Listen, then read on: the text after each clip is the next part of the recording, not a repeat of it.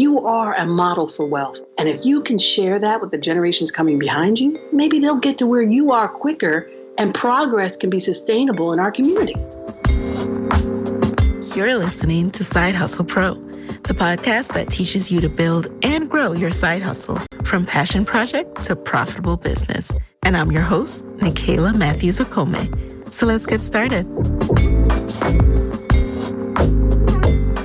Look, 2020 has proven to be the year of many things. But if you own a small business, this could also be the year you switch to better payroll. Gusto wasn't just built for small businesses. It was built for the people behind them. Their online payroll is so easy to use. Gusto can automatically calculate paychecks and file all your payroll taxes, which means you have more time to run your business. Plus, Gusto does way more than payroll. Gusto helps with time tracking, health insurance, 401ks, onboarding, commuter benefits, offer letters, access to HR experts. You get the idea. It's super easy to set up and get started. And if you're moving from another provider, they can transfer all your data for you. It's no surprise that 94% of customers are likely to recommend Gusto. And here's the best part. Because you are a Side Hustle Pro listener, you get 3 months totally free. All you have to do is go to gusto.com/SHP. Again, that's gusto.com/SHP. I'm telling you, you're going to love Gusto. Get started today. Get fresh, pre-measured ingredients and mouth-watering seasonal recipes delivered right to your door with HelloFresh, America's #1 meal kit. I had a chance to try HelloFresh, and it is hands down my favorite meal kit delivery service. I don't know why I waited so long. I remember as soon as we had the baby, my friend suggested we look into HelloFresh to make our life easier, and I had so much going on, I just forgot to look into it. But boy, am I glad I finally did. First of all, I love that HelloFresh offers convenient, no-contact delivery to our door, so it is a very easy and safe, stress-free drop-off. Then second, I love that the recipes are easy to follow with simple steps and pictures to guide you along the way. This made my life so easy. I opened up a kit and from start to finish, including reading the recipe and taking out the ingredients, I was done making my meal in 32 minutes flat. Yes, I timed it.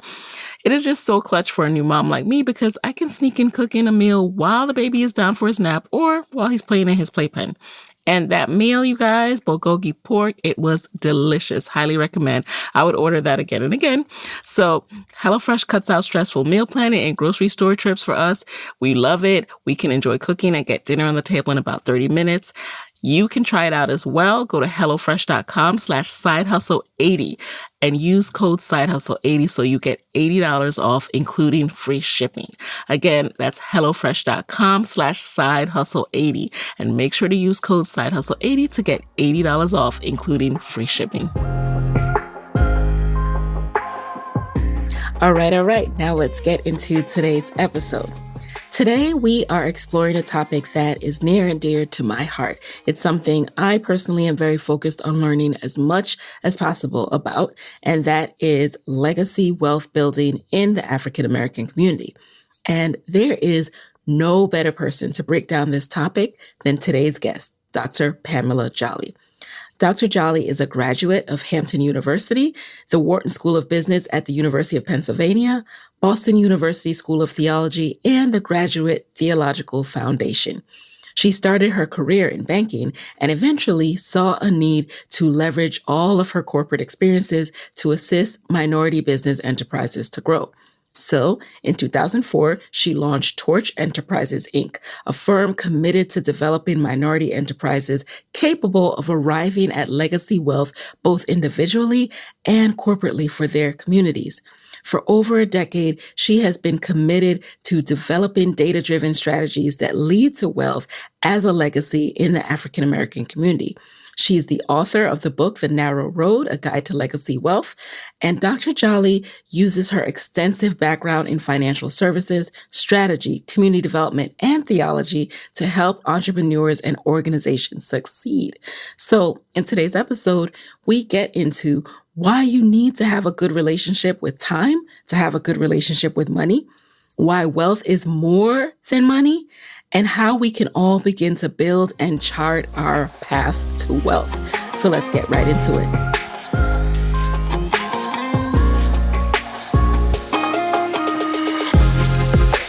So welcome to the guest chair, Dr. Jolly.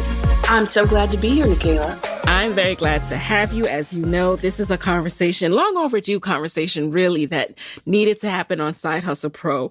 But before we get into more about our talk about wealth and generational wealth, I want to learn a little bit more about your background. So you began your career in banking. Why banking? So why banking? It's so funny. I was just having a conversation about this.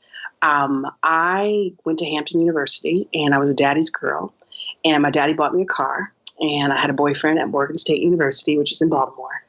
And I snuck and drove up to Baltimore and had an accident and totaled what was the second car in 6 months. And it was around the same time as A Different World. I'm dating myself, but A Different World was out. And Whitley's father had cut up all of her credit cards. And so my dad had saw that, and he was like, clearly you want to be on the road more in the classroom. And so he withdrew all financial support. And so I went from pretty much a life of luxury to have to working full time and going to school full time. And I was a Circuit City 100% sales commission associate in car stereo. And Hampton is a military town. If you wanted a system that would win some awards in the military town, you came to me. And I just was so positive on if I understood what you needed, I could sell you the right equipment. And so I sold about $35,000 worth of car stereo equipment a month. Whoa. And at that time, Circuit City was amazing because you had to learn the margins, and the splits, and the histories of all of the products and the companies. And it was just phenomenal. And Sylvester Jones was the manager, and he had me go in the back and learn how to install the stuff. So I knew how to put the subwoofers together with the tweeters. And it was just powerful. But anyway, when I went to graduate, my cousin called me and said, what are you going to do? I said, guess what? I just got a full-time offer to be a sales manager at Circuit City. And he was like, what? He was just like, why? I said, he's like, so you are a good salesperson? I said, oh my goodness, I'm the best. And he said, well, why don't you try selling the hardest product out there? And I said, what's that? And he said, money, because everybody's money is green. And I said, is that legal? And he said, yes, it's banking. And I was like, I don't know anything about that. And so he said, don't you worry. So he went through his Rolodex. He was a banker at the time. Next thing you know, I had 4 or 5 interviews.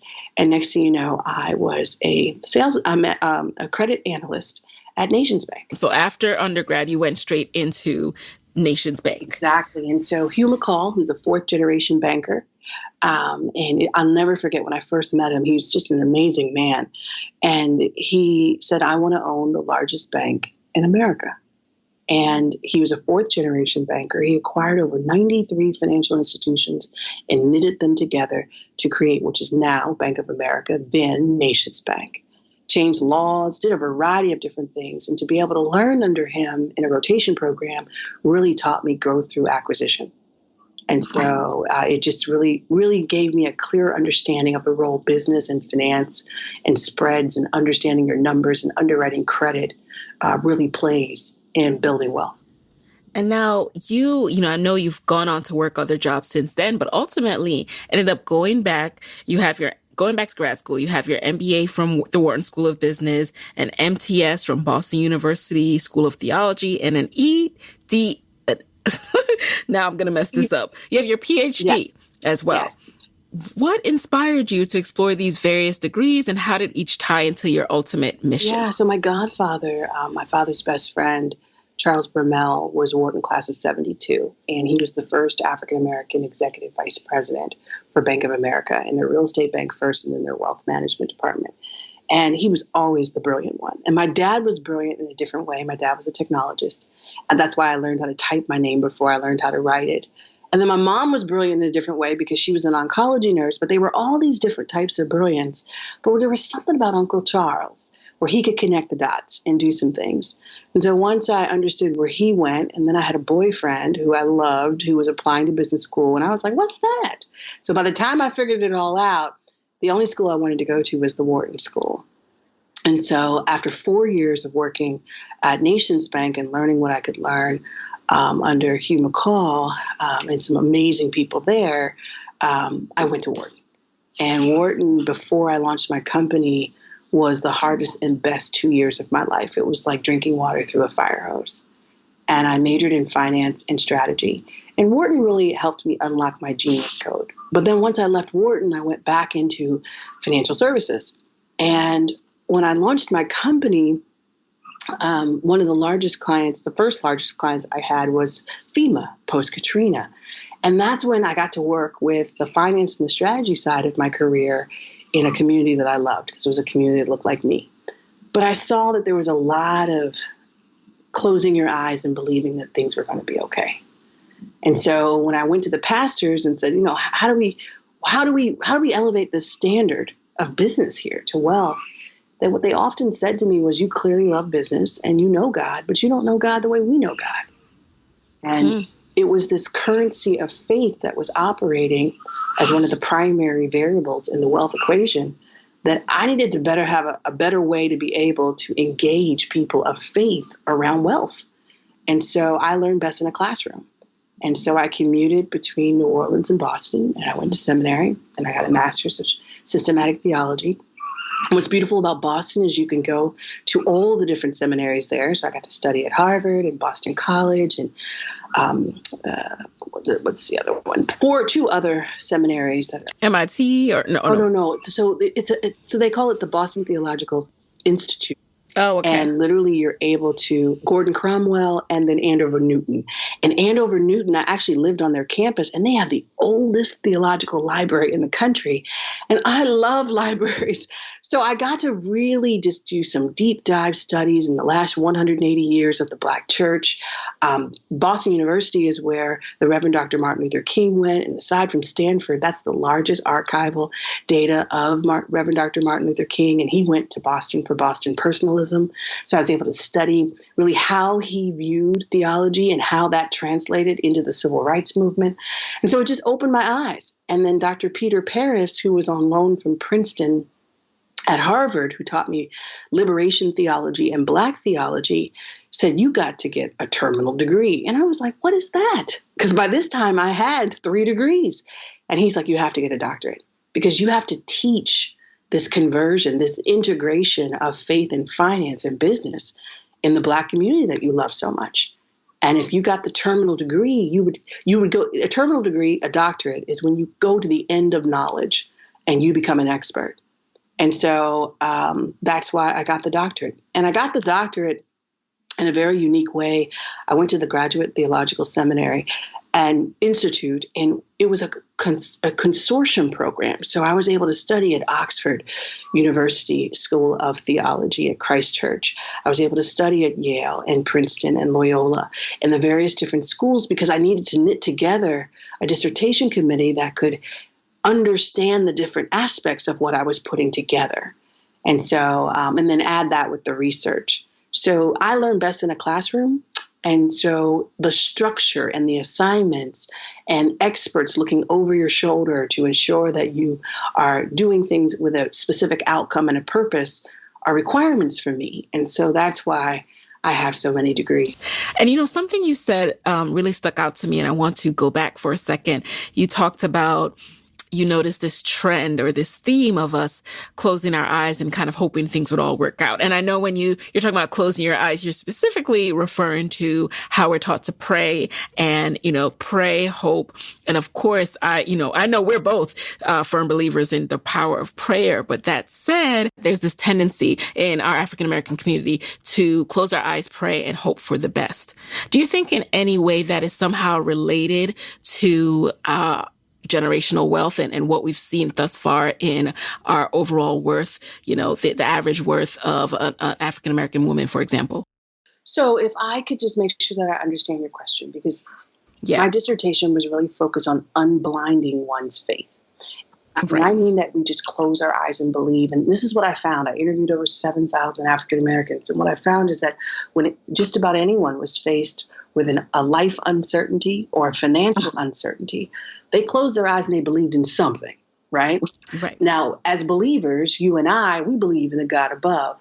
Some folks believe in themselves. They believe in their knowledge. They believe in their social network. But that belief, that faith is a currency. And what I wanted to do was unblind that faith with business, finance, and strategy. Now, your specific question is, the worshiping of money. So in the Bible, it says that the love of money is the root of all evil. However, it's the love of money over all things. And so for me, the way I teach about money, all money is your time times an hourly or an annual wage. So if you don't have a good relationship with money, you really don't have a good relationship with time. And literally, we all have a window of time to produce much fruit. In the Bible, specifically in Deuteronomy 8:18, God gives us the responsibility to produce wealth as it was promised to our ancestors. So I don't really think it's the worshiping of money that is holding our community back. Here's what I think it is. Or the fear of worshiping money. I think unconsciously a lot of us do worship money because we limit God to a miracle, and that miracle is paying a bill or helping us get a car when God can do so much more. I think what's holding us back is we don't understand our history. I just left Bennett College, the first all-girl African-American historically Black college, and literally in 1972, the year I was born, the United Methodist Church women pulled capital together to be able to support the school. When they were started 5 years post-emancipation, emancipated slaves pulled capital together in the amount of $10,000 and acquired the 55 acres that Bennett sits on now, which is an opportunity zone. So in our history is proof that we have right relationship with money, God, business, and building community. But oftentimes we focus on the last decade, and the last decade shows that we can consume. And so literally, which is really only one variable in the GDP, right? Consumption, savings, investing, imports, and exports. So when you limit your definition of power to buying, you lose your power when you can no longer afford to buy. And you limit your life to a life of consumption so that money is your ruler.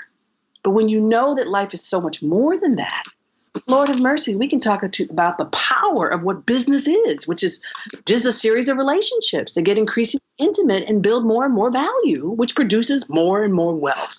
So we've spoken about this before. You often say wealth is more than money. What exactly do you mean by that? So the way that I teach a pursuit of wealth is called the narrow road. And as I said briefly before, money in my equation for wealth is just 20% of the full equation, which is money is just your time times an hourly or an annual wage. But we've got a total of 5 capitals in our portfolio of assets, if you will. We've got cultural capital, how we were raised, the unique way that we look at things. We have intellectual capital, whether it's store-bought knowledge in a classroom or learned experience on your job and in community. We have social capital, and some of us are more adept at leveraging our social capital than others, where we don't just, like to hang out with people or like to have likes on Facebook. We truly build relationships that are capable of building value and building wealth for both parties from a mutual beneficial perspective. And then the 5th one is we have spiritual capital. Because however you define it, whatever your faith tradition allows you to believe in. As a theologian, religion is what you do about God. That's your business. Spirituality is what you feel about God. Again, your business. Theology is what you think about both, which can be a way for us to grow together. Where if I understand how you believe and how your belief influences your actions, and you understand how I believe and how my belief influences my actions, then perhaps some of these actions we can do together. And we can have a shared theology of how we can grow together. And so literally that faith, that spiritual capital, that is a currency that gets you to the end of a road when you have run out of your own resources. And so if we have a shared faith, oh my Lord, I might not completely understand your whole road, but if I believe in your outcome, I may invest in you. And so that spiritual capital is a very powerful capital as well. So when you take full ownership of your portfolio of assets, your life is different. It's not limited to just how much time you have in a day, how much money you can make in a week. It expands to the relationships you have, to the knowledge that you can apply, to the culture that you have inherited, and to the faith that leads you. And so it's a fulfilled life. That's why for me, a fulfilled life is a wealthy life. It's not the rigmarole. It's not the hustle and bustle. I mean, it's saying, you know what? Here is me, all of me. And I want to be better than the generation that came before me. And I want to maximize all of these assets within me. So I've got to be able to look for unique ways in which I can package them and bring them to the market, whether I call that my community, whether I call that my industry, and take it to another level.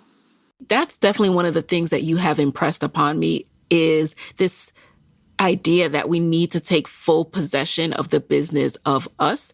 And when you say that, can you break it down a little bit more? So you now mentioned the 5 assets, so to speak, that we have that comprise wealth. It's not just money, it's our social, our how we were raised, all of these different things. Now, how can I, as Nicaila, begin to capitalize on all of these to make myself have a more fulfilled life, aka become more wealthy? Yeah, so Nicaila, there's 4 primary steps along the narrow road. If you take these steps, each step has an outcome, and that's how you get to the 5 steps. The first step is to create a life, and you create a life with your human capital to earn an income. And your job at the create a life stage is to build a portfolio of talents in a way in which you can have increasing income year after year, right? So you're going to work for, on average 40 years. And so when you look at that 40-year journey, what talents are you going to use? What are your core strengths? What is your genius code? How are you going to put all the things that are within you together and package them up and say, this is me. I'm an asset, and I'm an asset that can work with others and work for myself. That's the first step. The second step is once you're clear on that, like once you know what you can do better than anybody else, now you got to build a lifestyle that you can sustain beyond retirement. Because let me tell you something, you don't want to work and then die. I don't. I want to work, I want to play, but then I want to retire and pass the torch to you youngins, and I want to enjoy my life. I don't want to have to be broke at the end after working so hard for the peak earning years of my life. So you got to really have a lifestyle budget and a savings and an investment plan that really makes sense. That third step is now you got to grow independent. Because truth be told, if you want to do what you want to do when you want to do it, you got to be able to afford it. And it's very difficult to be able to do that in America without ownership. And so you have to have a plan for independence. For some of us, that independence is going to include the acquisition of our inheritance, which means you got to stay close to your family who own things so that you will inherit those things and be a part of their retirement plan or a part of your grandparents' transition plan. Because it does take 3 generations to build legacy wealth and only 1 generation to lose it. And that fourth step is you have to leave an inheritance. And it's easier to leave an inheritance when you know that you have received an inheritance, which is why the generations have to stay connected. And yes, it is amazing to leave a financial inheritance, but that's not the only way you leave an inheritance. You made some mistakes and you had some successes. You learned some things and you are a model for wealth. And if you can share that with the generations coming behind you, maybe they'll get to where you are quicker and progress can be sustainable in our community. So how do you build wealth? Earn increasing levels of income. Build a lifestyle budget where you have sustainable cash flow and a way to be able to finance your retirement.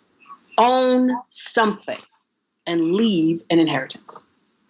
Of course, you can add to that plan a whole bunch of sexy wealth management products. But if you own those 4 steps and get to a level of confidence, find a financial professional and have a conversation of better ways to be able to do what you've already figured out. Thank you for breaking that down. And by the way, guys, Dr. Jolly is the author of The Narrow Road, A Guide to Legacy Wealth. And so she created the Narrow Road methodology and has broken this down even further in this book, which I will link to. So what inspired you to even write the book? Was this part of your dissertation? So yes, it was a way for me to be able to streamline the 5 terabytes of data that I did in my research, my quantitative and qualitative research. But it was also that, listen, when we think about African-American businesses, so it's reported that we have about 2.6 million African-American businesses. Less than 100,000 of them are profitable and pay people. And if we really want wealth to be a standard in our community, we have to understand that the primary purpose of business is to build wealth. But if we can't define it for ourselves, it's very difficult for it to be attainable in our lifetime in a realistic way. And if I don't attain it, the generations coming behind me won't want to do it because it just seems like it's something we talk about, but we never pursue. And so I wanted to raise capital and awareness for African-American businesses. But as someone who has worked in the private equity venture capital space and most recently got another certification in venture capital and private equity, the level of intimacy that people jump into to get VC or private equity money, depending on the type of enterprise that you have, oftentimes a lot of people in my community run away from those questions, or they don't understand them and go blindly into them and don't realize the implications or the consequences of the decisions that they blindly make. And so we needed to build wealth our way, which means that we needed to have an investor mindset and feel more comfortable with trusting each other with risk and opportunity. And so I had to focus on the business of you, your personal business first, and make sure that was at a standard of wealth for me to ever think that we could raise enough capital for ourselves to start to make standards in our business lives that really realize some real sustainable wealth that can pass on for generations. One of my favorite things that you say, Dr. Jolly, is you talk about the fact that you are passionate about raising capital and awareness for Black people, specifically because we were the first assets on the balance sheet, and therefore we are wealth. I love that.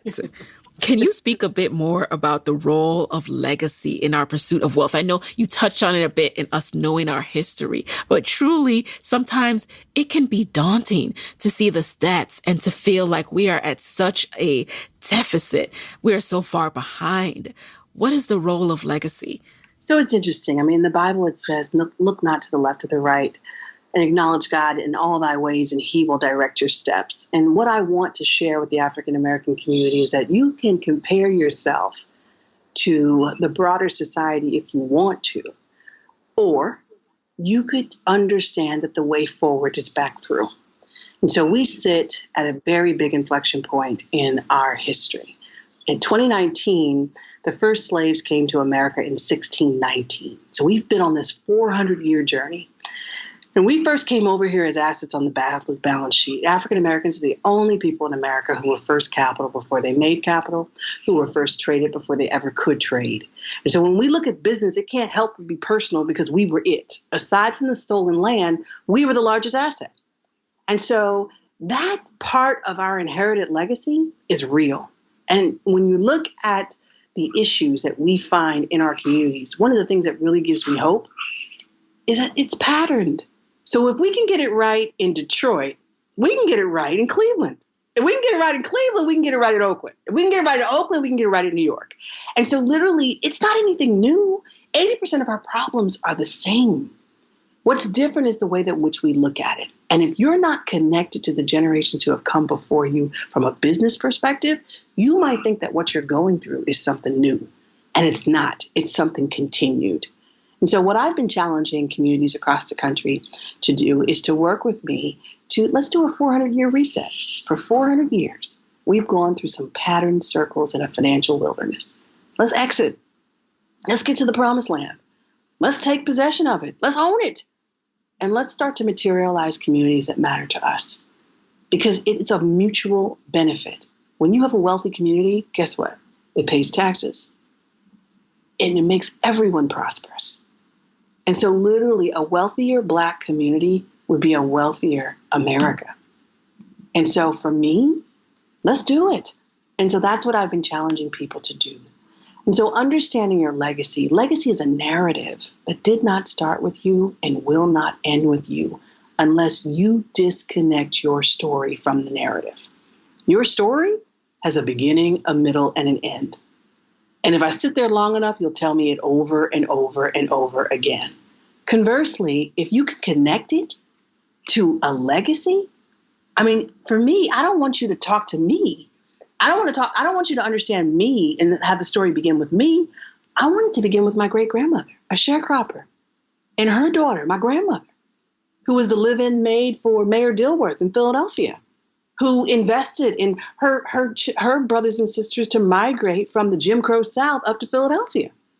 I want you to know where I came from so you can understand why I think some things are possible that you might think are impossible.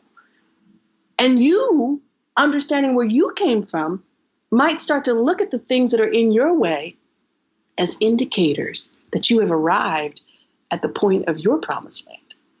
And so it is so important that we connect the dots. Otherwise, we're repeating mistakes and we're staying in circular patterns that need to stop, which is why I'm calling for a reset.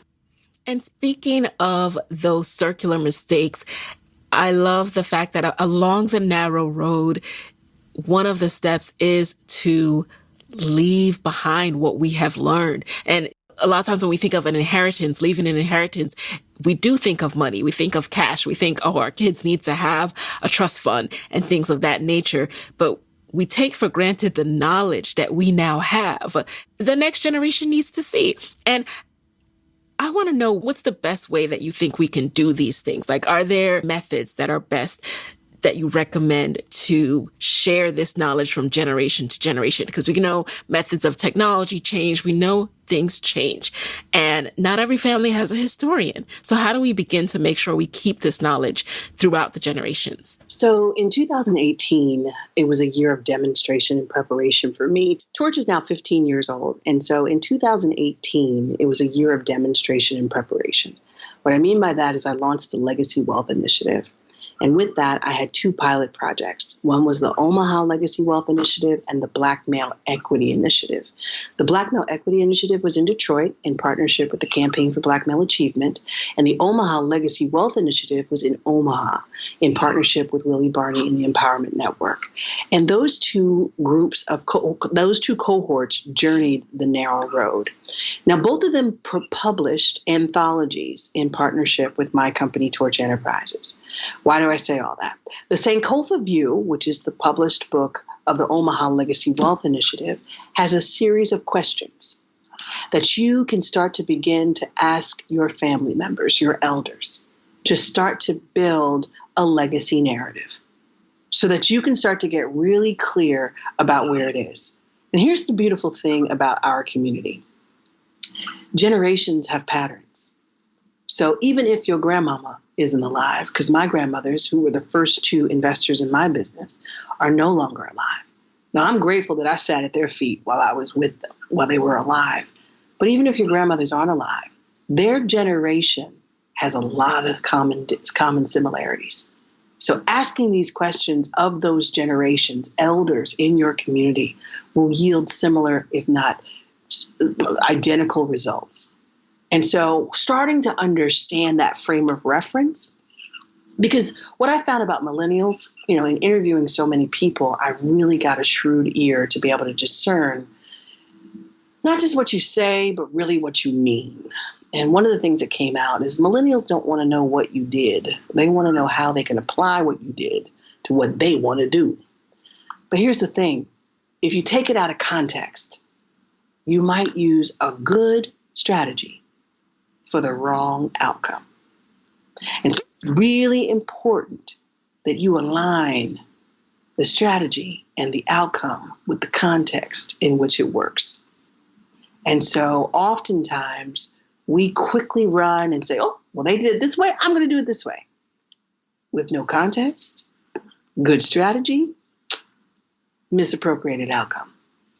So it's really important that we connect those dots. It's funny that you say that, because I was thinking the other day, and you let me know if this counts, but, our grandchildren, like my grandchildren, God, I don't know what they'll be looking at when it's their time. However, they will be like the first generation to be able to look back at what their grandparents were up to on social media, what they were talking about.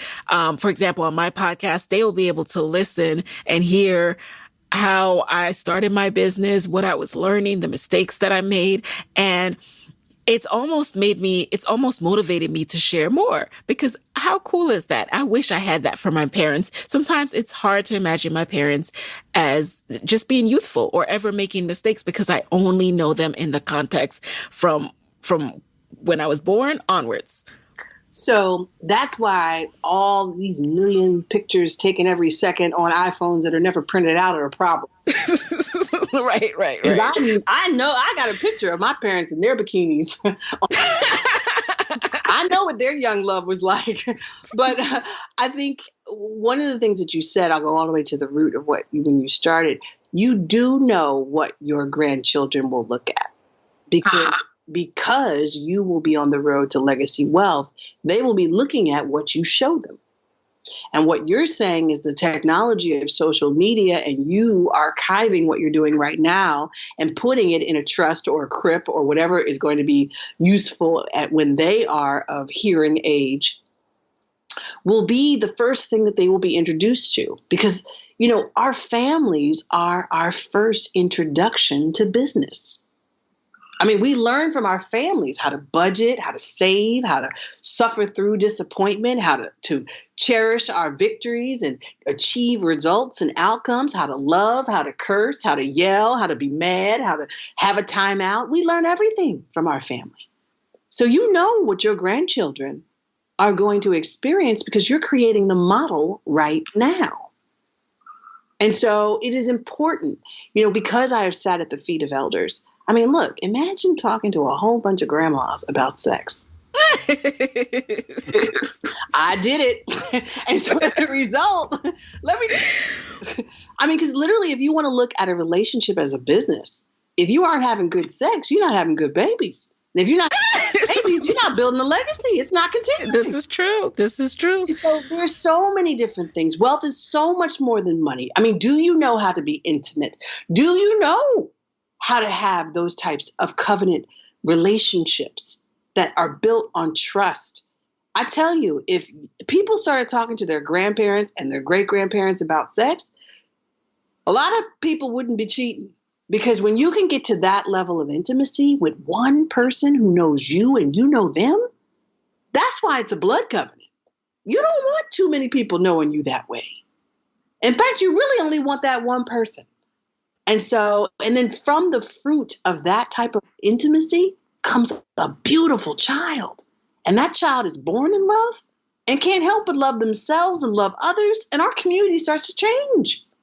So having the conversations with our elders, ones that you just wouldn't think because you don't think that they know it, you wouldn't be here if they didn't know that. And so let's not limit our relationships to chance encounters. Let's get every ounce of value and benefit from our relationships that we have so that wealth continues to elevate its standard. Hey guys, it's Nikayla here with a quick word from our sponsors. This episode is sponsored by Skillshare. Skillshare is an online learning community with thousands of inspiring classes for creative and curious people. Explore new skills, deepen existing passions, and get lost in creativity. Skillshare offers creative classes designed for real life and all of the circumstances that come with it. These lessons can help you stay inspired and express yourself, not to mention keep your business organized and thriving until you're able to hire more help. And now, Skillshare is offering 2 weeks free for Side Hustle Pro listeners. I recently took a new Skillshare class called Storytelling for Leaders, How to Craft Stories That Matter, and I just found it really helpful as I think about how I want to improve my skills as a storyteller and enhance the stories I bring you on this podcast every week. What I love about Skillshare is that it offers membership with meaning. You can really get a lot of value from these classes. With so much to explore, real projects to create, and the support of fellow creatives, Skillshare empowers you to accomplish real growth. Explore your creativity at Skillshare.com/hustle. The first 1,000 people to use the Skillshare.com/hustle link will get a free trial of Skillshare Premium membership. So go ahead, and again, that's Skillshare.com/hustle. This episode of Side Hustle Pro is supported by Command Line Heroes. Command Line Heroes is a podcast that tells the epic true tales of developers, programmers, hackers, geeks, and open source rebels who are revolutionizing the technology landscape. Did you know that a Black woman paved the way for the GPS? I didn't either.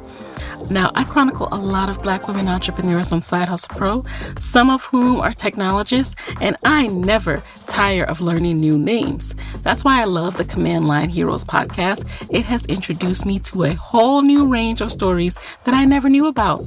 Command Line Heroes is hosted by developer and podcaster Sarani Barak. Season 6 is available now and tells the story of Black technologists who innovated and invented despite systemic racism, unfair hiring practices, and unequal education opportunities. For example, there's an episode all about Gladys West, whose mathematical models and data analysis paved the way for GPS. Another episode tells the story of Jerry Lawson, who invented the first cartridge-based video game console, paving the way for Atari, Nintendo, and Sega. I got a sneak preview of Season 6 of Command Line Heroes, and each episode kept me captivated the entire time. Between the music and the background narration, coupled with interview soundbites from the episode subject, I listened straight through, from beginning to end, and I don't always do that. Learning about people like Gloria West and Jerry Lawson means so much to me because these people, Black people, are less known than they should be, yet they invented technology that has been critical to the advancement of tech. It's a really great listen, highly recommend. Just search for Command Line Heroes anywhere you listen to podcasts. I will also include a link in the show notes, all right? And my thanks to Command Line Heroes for their support. And now let's talk a little bit deeper about the money piece. As entrepreneurs, a key theme that we have seen more and more in recent years is the idea of raising capital from venture capitalists. And we are now seeing a lot of measuring going on about how much Black women are raising versus others. And in your perspective, how should entrepreneurs approach raising funds? Do we begin to let go of our legacy when we accept capital from people outside of our community and one day plan to sell to non-African American companies, for example? So I think, listen, my grandmother would always say, begin like you're going to end. And so if you are an entrepreneur, plan your exit. Now, if you want to exit and get a big payout, and you have an idea that has a 10x growth trajectory that you're confident and you understand, then VC might be for you. Now, one of the things that I am concerned about in terms of venture capital in our community and what you said about, it seems as if everybody's running to be that next $1 million baby. And my concern about that is that it's often pre-revenue. And so the idea hasn't incubated. My mentor, Stanley Tucker, was like, okay, it's not really doing makes a difference. If one person won't buy, why am I going to invest in something with the hope that a whole bunch of people will buy? And so I want us to really fully flesh out our ideas before we take them to market. Because some of the negotiating terms that I've been witnessing and observing in our millennial market, it's clear that they're more excited about raising the million and less knowledgeable about the strings attached to that first tranche of money. The reality is that your first tranche of capital is your friends and your family. Again, when your grandmothers write the first check for your business, you get cash flow positive and profitable a lot faster than you would with somebody you don't know. When the first people who buy your product are your friends and their friends, you get enough research and development feedback to know how to make that product so much better than you ever could have done alone. There's a reason why that's our first tranche.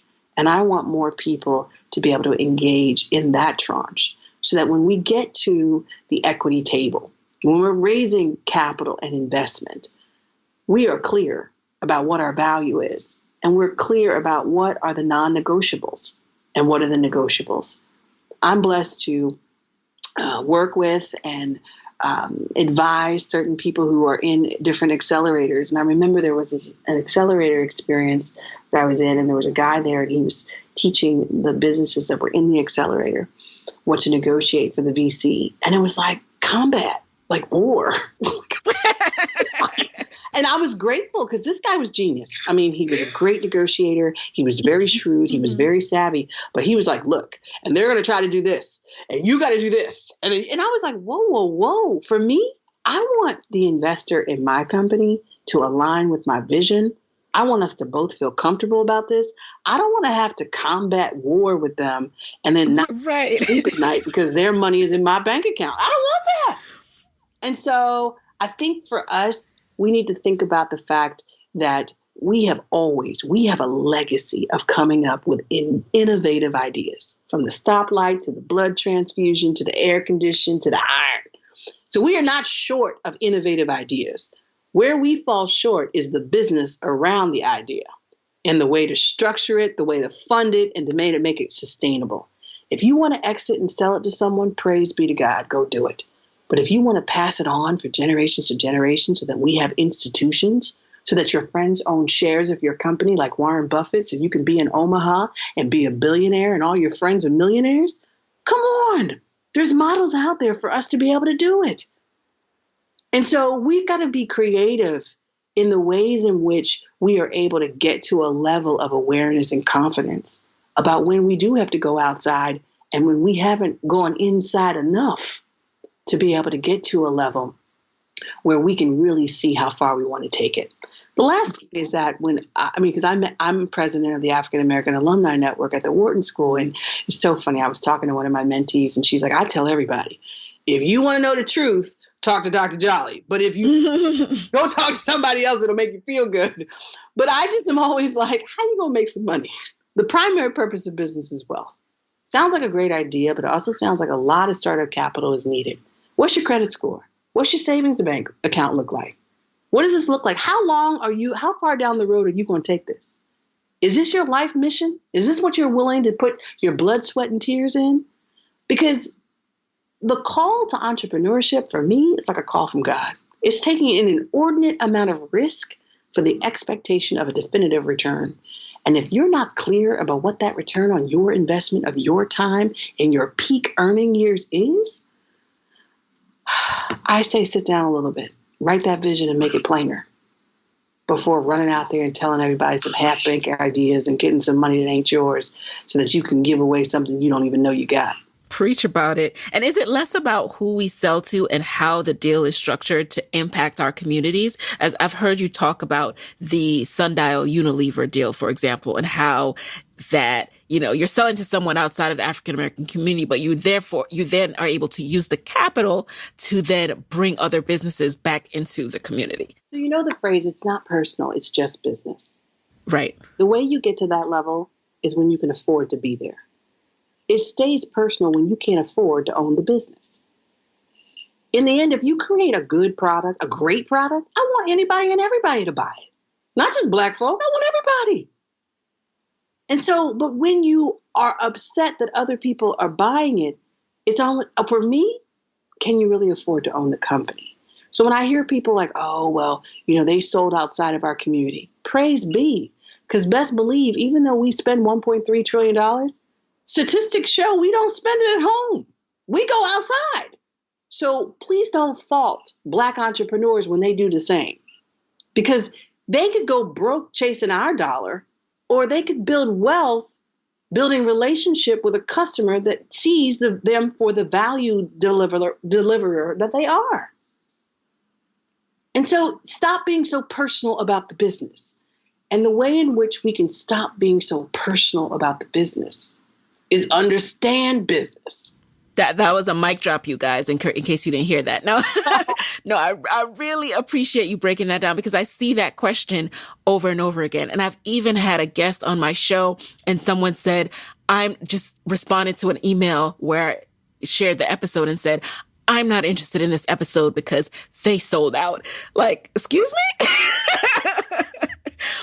Have you ever tried to grow this type of business? I mean, listen, the primary purpose of business is to build wealth. How do you do that? You earn income, revenue. How do you do that? You have to sell. And so I could sit here and hold my breath till folks buy from me, or I could sell to people who want to buy from me.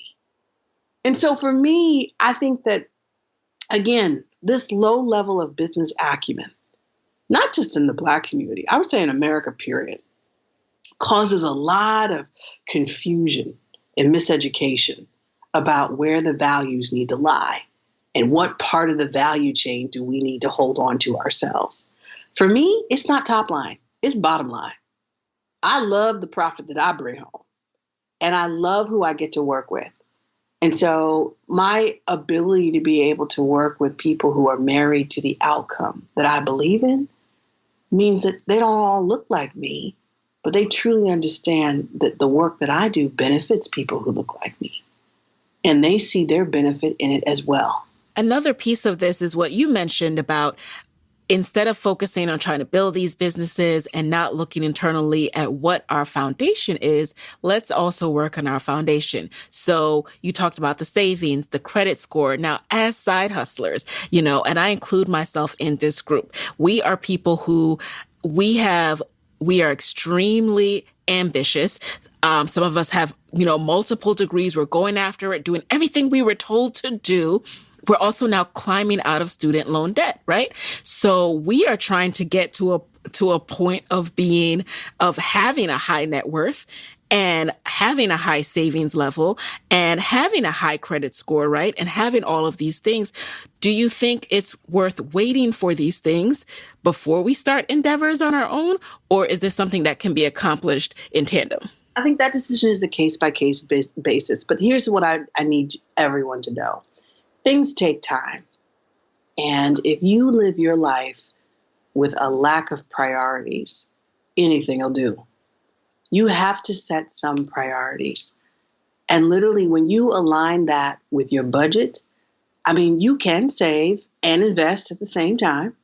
You can save for the future and invest in your now. You can do a variety of different things if you write that vision and make it plain. And for all intents and purposes, that's a business plan that makes some sense, not just to you, but to some other folks. And so what I find is that we are in a rush to repeat patterned mistakes generations after generation. There are 4 roadblocks along the narrow road. When I talk to so many of our beautiful Black people about building wealth together and getting to the promised land together, I said, do you think it's possible? So many people said no. And the number one reason was a lack of trust. We don't trust each other. When you data mine 5 terabytes of data the way I have, what underlies a lack of trust is a lack of priority. I can't trust you with everything. I'm so grateful to be a client of yours. I wouldn't have my own podcast if you hadn't come to me and said, you have to have a podcast. And I hadn't been truthful with you and said, I was raised by a mama who said, show thyself approved and don't embarrass the family. So I learned how to do it. And then you were patient with me because it took us 2 years to get here. Right? So my thing is things take time. But guess what? If I had started a podcast 2 years ago, I probably wouldn't be as proud as I am about the results of the Legacy Wealth Initiative. It probably wouldn't be expanding the way it is. And I probably wouldn't even be looking to do even more in communities across the country. And so now is the perfect time for me to do a podcast, to be able to engage others and have conversations. And we found the right time to be able to do it, as par the excellence found in Side Hustle Pro. And so literally, things take time.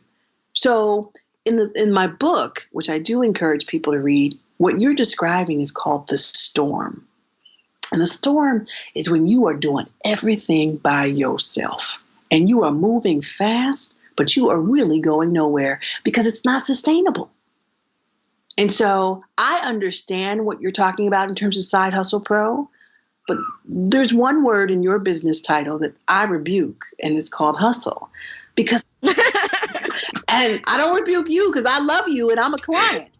But right. The true definition of hustle is to shove. And as I've shared with you before, all business is a series of relationships. And best believe if you shove me, there will be no relationship.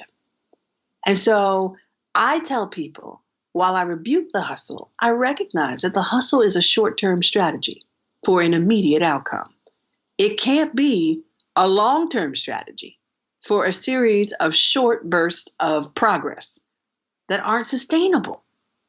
And so, get your hustle on, but get it off so you can be about your business. That's what I'm saying. And that's what you have allowed me to do. Listen, if anyone who is not a client of Side Hustle Pro and wants a podcast, I encourage you to do so.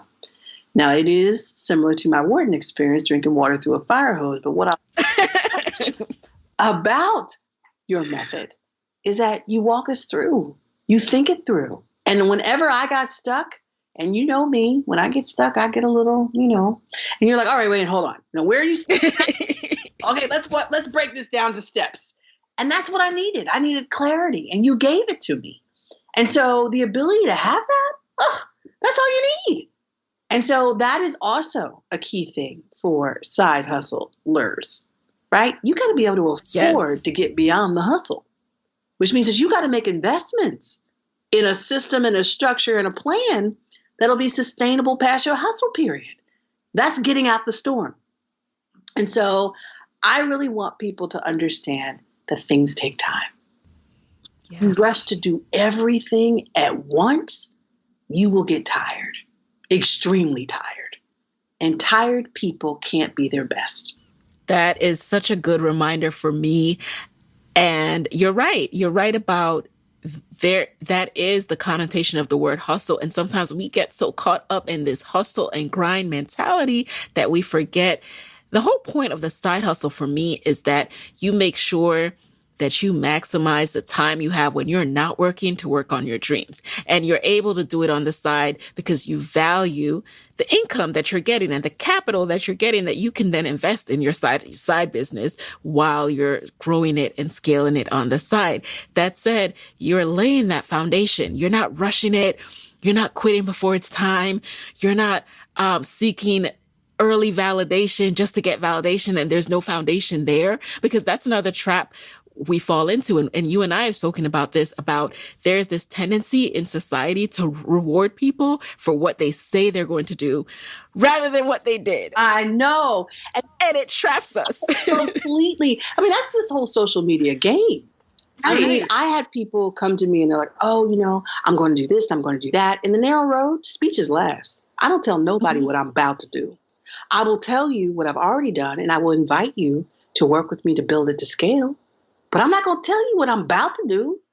That's trade secret.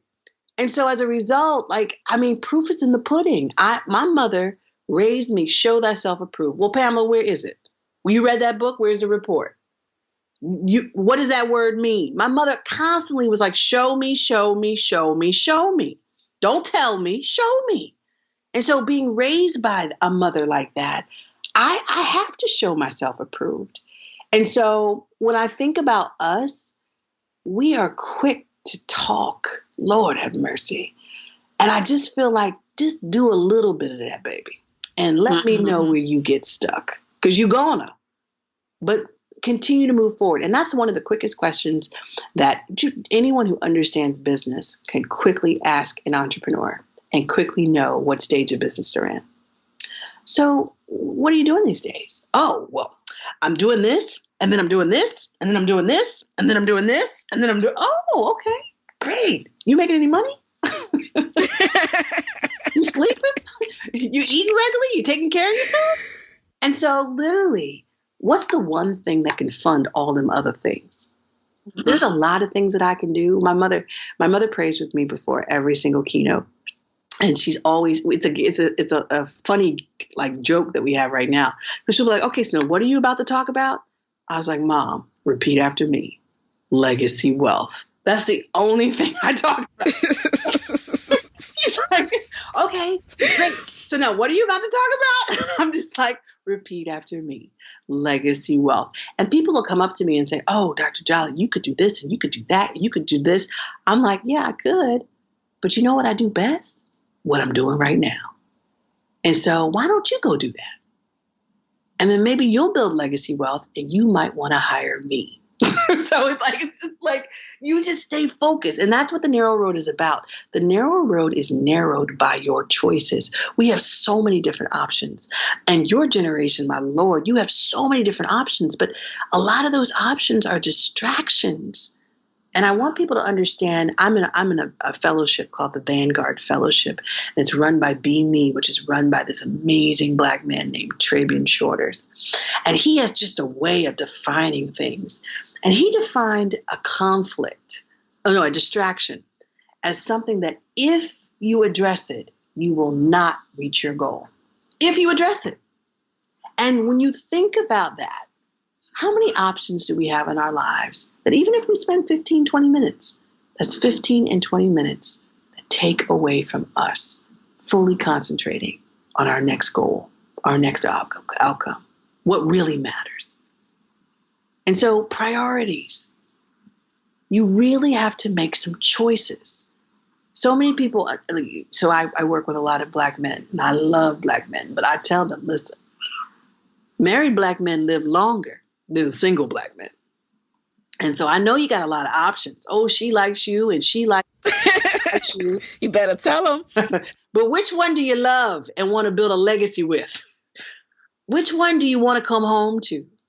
Which one do you want to build with? Which one do you want to admit that you might not have all your money together? But if you guys work together, you could do it. And so make a choice. My grandfather would say, in life, there's many options, but there's just one choice. So he would say, never be an options girl. I didn't raise no options granddaughter. And so literally, women, as you date these beautiful men, are you an option or are you their choice? And even if you love them to life, but you an option, they will make another choice, even while they're choosing you temporarily. Make sure you are a choice. Because women, as I tell everyone, men, you got powerful seed. But if you want to birth something, you need a womb in the room. Women, we are powerful. We are capable of birthing something from the unseen to the seen. Cherish that power and choose wisely how you want to use that. That's birthing a business, birthing a relationship, birthing a family, birthing a community, birthing a movement. But truth be told, you got to have the right seed. So one last thing that I'd like to touch on before we jump into the lightning round is this article that I read recently. It's by Angie Chapman for Business Insider, and it's titled, "When My Mother Died Without a Will, I Learned a Big Lesson About Money Management as an African American." And she talks about that when her mom died, they lost the home because she died without a will. They lost their mom's home. And in this article, you are quoted and you speak about the fact that, unfortunately, this scenario is not uncommon. And according to some estimates, about 70% of African Americans die without a will. Why? And what can we do about this? How can we make sure that money management is taught at an early age? So this is a wonderful way to connect the dots of what we talked about. And I just have to say thank you. I love talking to you. But so in this article, I was in Martha's Vineyard. I have an event every year with Gina Collier. She owns a company called Rise, and she was one of my first clients on the narrow road. And we talk with parents whose children go to independent schools. And the woman who wrote this article was there. And when she heard me talk about legacy wealth, she's like, I got to interview you for this article. And she talked about her mother. Now, I don't know if people are familiar with asset framing. Again, this is Trabian Shorter's work. And as a part of the fellowship, I was able to really understand it. And oftentimes we frame a lot of problems in the Black community for the problem part, the negative, not the positive. But if you frame it from an aspiration, it starts to change the whole piece of it, or the whole outcome of it, actually. So when I chatted with her, I said, look, I'm an asset framer, so I got to look at this from a positive way. So many of our elders do not have wills. From my research, what I found is that they don't want to think about dying and leaving disruption and perhaps separation over the assets that they have attained. They want their families to stay together. And because they haven't had ongoing relationships with each other and with money, when someone dies, they scatter even more. And so it's really important that we begin the conversation about what wealth is in our families early. And interestingly enough, when I was at Bennett this weekend, I talked to a woman from she's a graduate of 1950. First thing I asked, what does wealth mean to you? And she was able to tell me what her daddy and her granddaddy did for her. Now, if you graduate from college in 1950, your daddy and granddaddy have a relationship on the other side of the emancipation line, which is very interesting.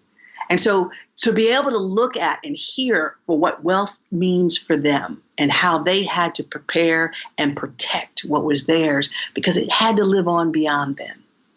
And so What I say to people who say, oh, I won't get an inheritance, you won't get an inheritance if you don't have some conversations. Because the fact that less than 30% of our elders have wills and are still alive means that you could have a conversation and get an inheritance with a pour-over will and an understanding of how to build a trust. And then if you call your family members together and say, look, let's go into business together, or let's elevate the family business to another level, people start talking about what they really would like to do because they realize that they have the potential to have inherited equity. That's the beautiful thing about ownership. And so, again, having business acumen, understanding the primary purpose of business, understanding how business works, I think would really eradicate a lot of the stumbling blocks that we have generation after generation. Do you think that the quickest route or best route towards building legacy wealth, as far as that first tier of selecting an occupation and income and bringing in income, is to go the entrepreneurship route? So in the narrow road, I look at everything through the lens of business. And I start with legacy. And legacies are African American leaders. There are two economic mindsets in the African American community, best identified with the legacies of Booker T. Washington and W.E.B. Du Bois. Now, who sits in the center of them is one of the baddest black men on the planet, or the baddest black male legacy on the planet, which is Kelly Miller. Kelly Miller was the first African American to attend the Johns Hopkins PhD program. He didn't finish for financial reasons, but he went on to be a dean at Howard University. He edited both Booker T and W.E.B. Du Bois's work. Now, for those who are familiar, Dr. Du Bois was the first African American to graduate with a PhD from Harvard.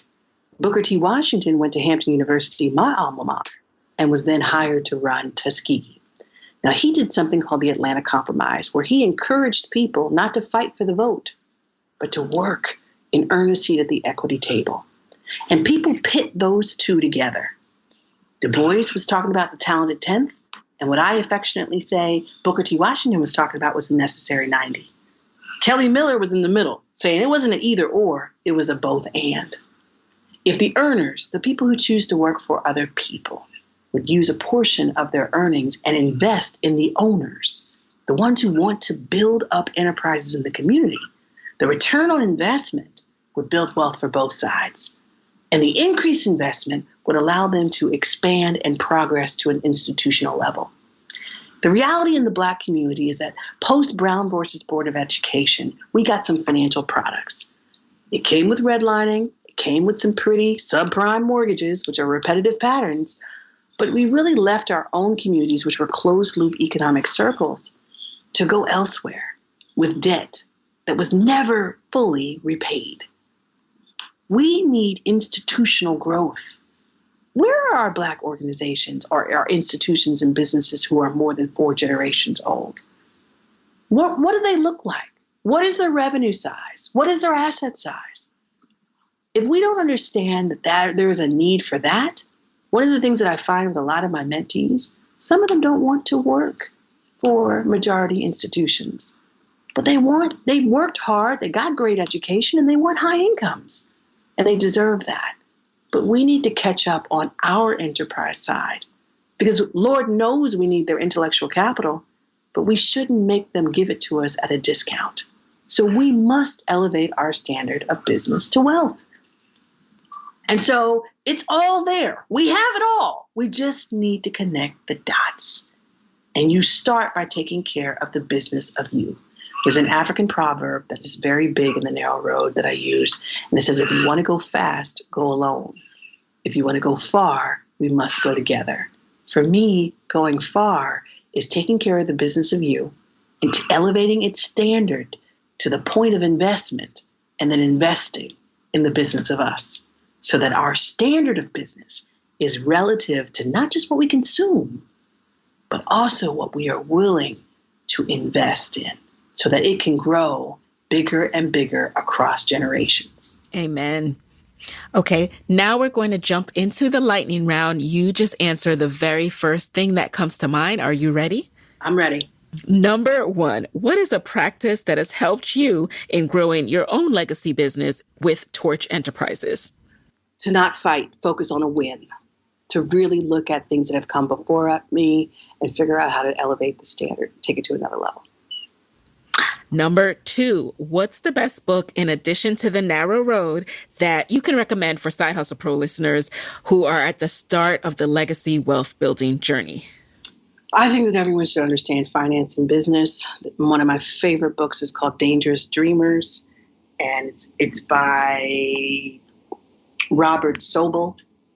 And it really talks about the financial innovators from Charles Merrill, who created Merrill Lynch, to Michael Milken, who was a Wharton grad who got the first Marcus Garvey Award for 100 Black men, but really opened up the debt and capital markets to Jews and Blacks. He went to jail for it. But really, you get to see how our current financial markets that we have and hopefully participate in now, how they were formed by innovators and dangerous dreamers. Love it. Never heard of it. All right. Number 3, who is a Black woman entrepreneur that motivates you and why? So to answer that, you have to first understand how I define entrepreneur. It's someone who takes an inordinate amount of risk with the expectation of a definitive return.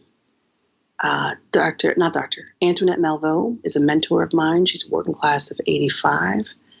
And she's just an amazing woman who will listen to me. She's got a strategic mind. She's willing to take risks, but she connects dots to make things happen. And she's remained connected with me as I with her. And it's really helped me throughout the course of my career. Number 4, what is a non-negotiable part of your day? Non-negotiable. So I get up around 4:30, 5 o'clock in the morning. And between 5, once the clock strikes 8, there's a different time cadence in the world. But between 5 and 8 a.m., I am the most productive. And so I can get more things done in those 3 hours than some people get done in their whole day. And so I have to have that time. Love it. And then finally, number 5, what is your parting advice for Black women entrepreneurs who want to be their own boss, who want to build legacy wealth? And all of this is intimidating to them, Dr. Jolly. I live by the principle, whatever you believe, you're right. And that which you fear, you attract.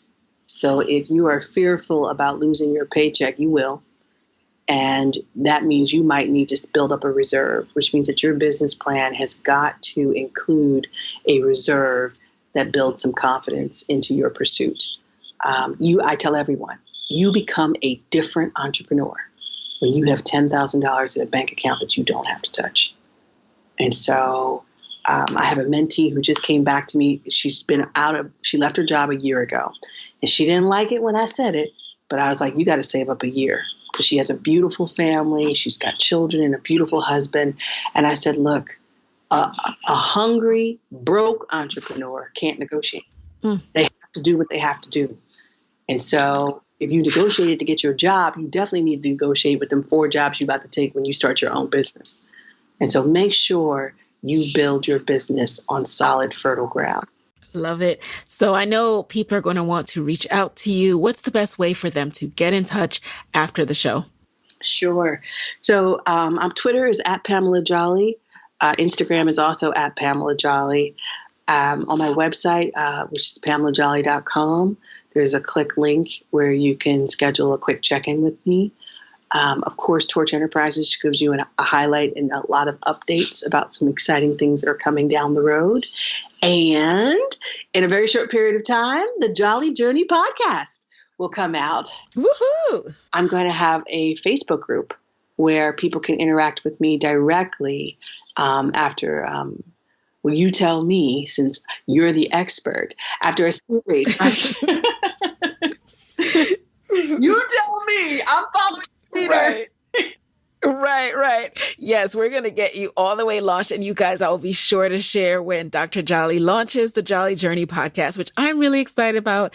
I hope that you were able to glean as much as possible from this episode. It's clear we could go on and talk for several episodes, but our time has come to an end. So thank you so much for joining us in the guest chair, Dr. Jolly. And there you have it, guys. Head over to sidehustlepro.co/Pamela Jolly for all of the show notes, the links to the books, and everything that Dr. Jolly mentioned, including all of the resources. Thanks so much again, and I will talk to you guys next week. Hey guys, thanks for listening to Side Hustle Pro. If you like the show, be sure to subscribe, rate, and review on Apple Podcasts. It helps other side hustlers just like you to find the show. And if you want to hear more from me, you can follow me on Instagram at Side Hustle Pro. Plus, sign up for my 6-bullet Saturday newsletter at sidehustlepro.co/newsletter. When you sign up, you will receive weekly nuggets from me, including what I'm up to, personal lessons, and my business tip of the week. Again, that's sidehustlepro.co/newsletter to sign up. Talk to you soon.